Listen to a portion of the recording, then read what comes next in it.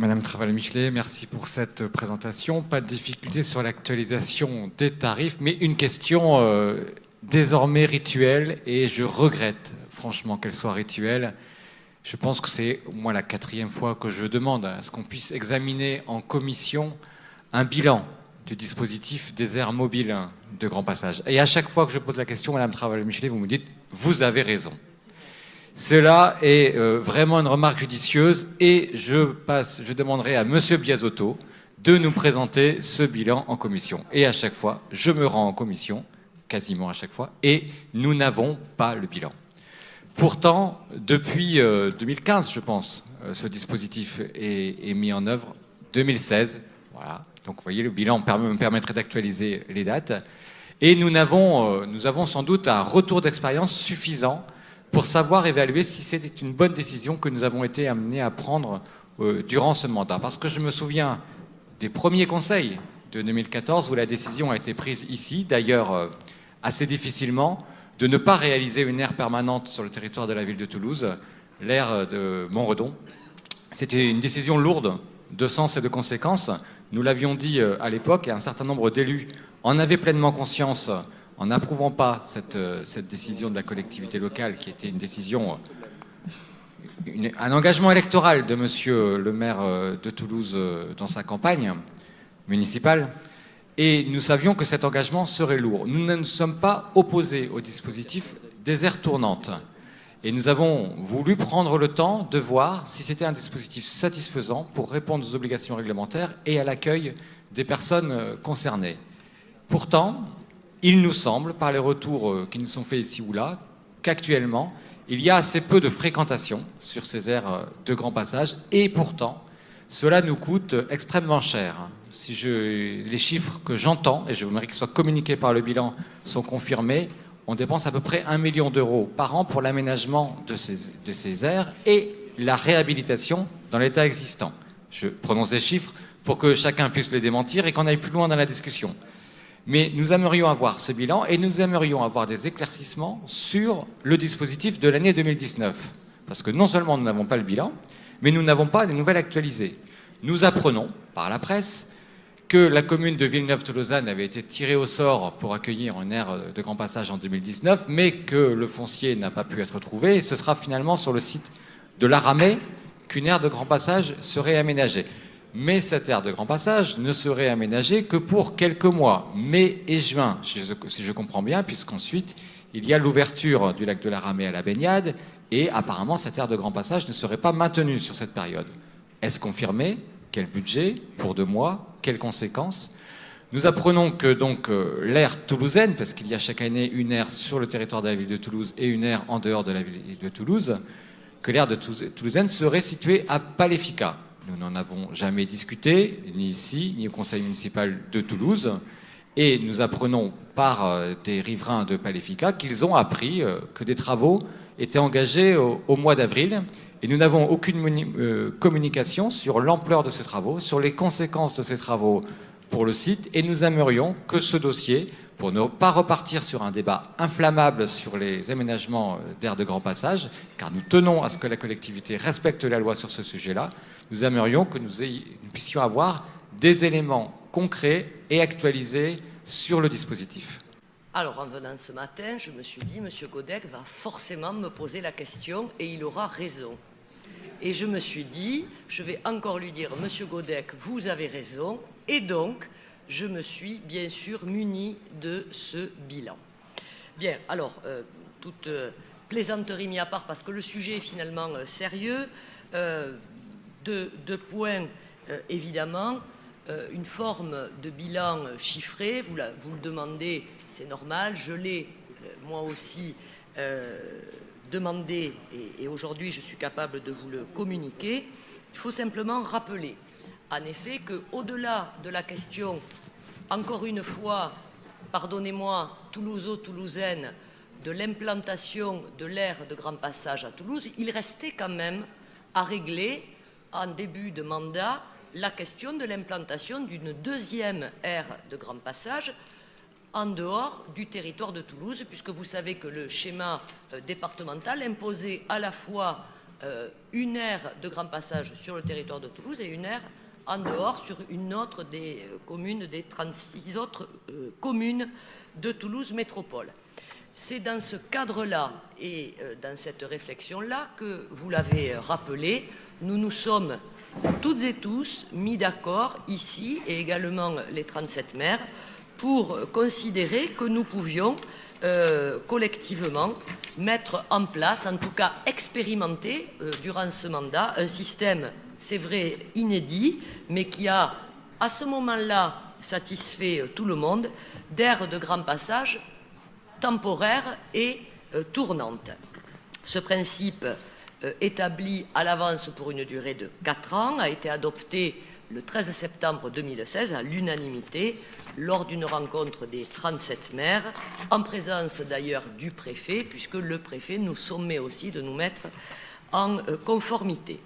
Donc, vous l'avez rappelé également, ce système a supposé 2 choses, à la fois un tirage au sort par secteur pour déterminer quelles seraient les communes au cours des années considérées qui proposeraient ces aires de grand passage, et en parallèle l'engagement de la ville de Toulouse de déterminer un endroit, un périmètre pour installer son aire de grand passage dans un territoire qui soit géographiquement éloigné de l'aire de grand passage sur la commune en dehors de Toulouse pour ne pas avoir une concentration finalement des aires de grand passage.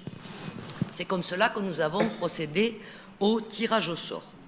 La première année donc, de mémoire, c'était la première année, l'aire a été installée à Quinte-Fonce-Grive et à la Mounède, à Toulouse la Mounède, pour un coût total, et là votre chiffre est correct, de 1 100 000 €.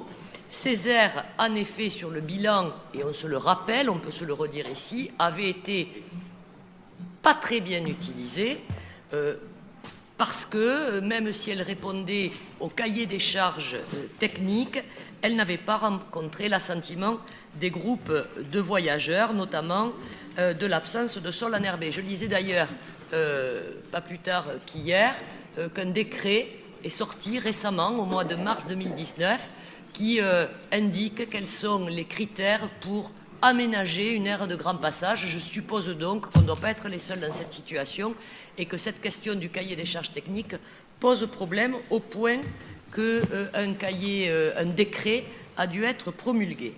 Alors, évidemment, les groupes, les pasteurs avaient été pour autant consultés, mais pour ces raisons-là, ces aires n'ont pas été extrêmement bien suivies et donc en 2018, nous avons essayé forcément de faire mieux. Alors, 2 terrains avaient été choisis, la commune de Castelginest et à Toulouse, la Marcaissonne, et cette fois-ci, un coût total inférieur, 680 000 €, avec des aménagements techniques qui ont parfaitement convenu. Je rappelle que pour le choix des terrains, notamment dans les communes tirées au sort, chaque commune avait, en préalable de ces tirages au sort, identifié dans sa commune le ou les terrains qui pouvaient en effet servir de base à ces aires de grand passage. Ce n'est donc pas postérieurement que ces terrains sont choisis, une fois que les communes sont tirées au sort, mais avant, avec la concertation avec les maires. Chaque commune devait dire, voilà, j'identifie tel ou tel terrain qui serait susceptible d'accueillir ces aires de grand passage, et c'est cela que je porte dans le cadre du tirage au sort. C'est donc comme cela que la commune de Villeneuve a été tirée au sort pour cette année 2019 et que les terrains qui avaient été identifiés par la commune de Villeneuve qui a été tirée au sort en première intention ont donc fait l'objet d'une discussion. Il s'agissait de propriétaires privés que le maire de Villeneuve-Tolousane avait identifié comme susceptible de façon plutôt favorable de recevoir et d'accueillir ces aires. La discussion s'est engagée avec les services de Toulouse Métropole et malheureusement n'a pas abouti. De ce fait, et comme le processus que nous avions ensemble validé le permettait, la deuxième commune dans l'ordre du tirage au sort, c'est-à-dire Tournefeuille, a été appelée pour l'aire en dehors de Toulouse. La commune de Tournefeuille avait donc identifié, comme toutes les autres, préalablement divers terrains. Des discussions se sont engagées, elles sont, je vous l'accorde, tardives, elles relèvent aussi d'un aboutissement finalement infructueux, mais peut-être un peu long, avec les propriétaires de la commune de Villeneuve. Et c'est donc sur la base de loisirs de la Ramée que le choix s'est porté au regard d'un certain nombre d'éléments et de critères, avec, et c'est vrai, une contrainte de durée, en permettant que cette aire ne soit ouverte que les mois de mai et juin, puisque, au regard de ce qu'on a connu sur les années précédentes, on considère que c'est là que se concentrent les grands passages. Les travaux donc démarrent au 1er avril, avec, là encore une fois, un coût bien inférieur. Il est question aujourd'hui de 288 000 € pour les terrains au nord de la commune de Toulouse, sur le secteur de Paléfica. Vous voyez que vous savez finalement quand même beaucoup de choses. Eh bien, en effet, nous subissons, mais comme partout ailleurs, et à chaque fois, et c'est ce qui pose problème, il ne faut pas se le cacher entre nous, la difficulté avec les riverains qui s'y opposent. Néanmoins, le plan est posé comme cela et les travaux donc démarrent avec un coût estimé à environ 380 000 €. Une médiation est en cours entre les services de la direction des solidarités et de la cohésion sociale, l'association des riverains et des pasteurs. Voilà donc les éléments que je peux vous fournir. Ça, ce sont, je dirais, des constats. C'est un bilan factuel. Il nous faudra évidemment faire un bilan plus général à la fin de ce dispositif qui est censé durer jusqu'en 2020 pour reposer en effet la question de cette expérimentation que nous avons souhaité tous ensemble des aires tournantes sur une des communes, des 36 autres communes, et sur Toulouse, à la fois de leur coût et de leur capacité à répondre aux attentes des personnes donc, qui viennent les utiliser. Voilà donc les éléments que je peux vous fournir. Pour le reste, vous le connaissez. Alors, le bilan 2018 fait état de l'accueil de 13 groupes répartis sur les 2 aires, principalement sur les mois de mai et de juin, un petit peu début juillet, et puis ensuite fin septembre et début octobre. Le règlement intérieur a toujours été respecté, de même que les versements de droits de place. Aucun groupe n'est resté plus de 15 jours et les 2 aires ont pu fermer sans difficulté, comme prévu, le 31 octobre. Les aménagements qui avaient été faits ont pu être retirés et les périmètres sécurisés, de sorte qu'il n'y a pas eu de dérive constatée. En 2018, 4 grands passages ont accepté de se dérouter suite à des conditions climatiques défavorables du printemps dernier. Néanmoins, il faut aussi se le dire entre nous, nos efforts pour accueillir ces grands passages n'empêchent pas des installations illicites et nous les subissons, chaque maire de toutes les communes, chaque année. Et d'ailleurs, souvent tout au long de l'année. Donc, on peut espérer que, évidemment, une solution définitive sera trouvée, mais même celle-ci, qui en principe répond globalement, même si rien n'est jamais parfait, aux capacités d'accueil qui nous sont demandées, eh bien, n'empêche pas des installations illicites, mais cela nous permet néanmoins, grâce à cet effort que nous avons fait, de revenir vers eux. Enfin, pour cette année, 19 groupes sont attendus sur Toulouse Métropole. Ces 19 groupes seront répartis sur les 2 aires.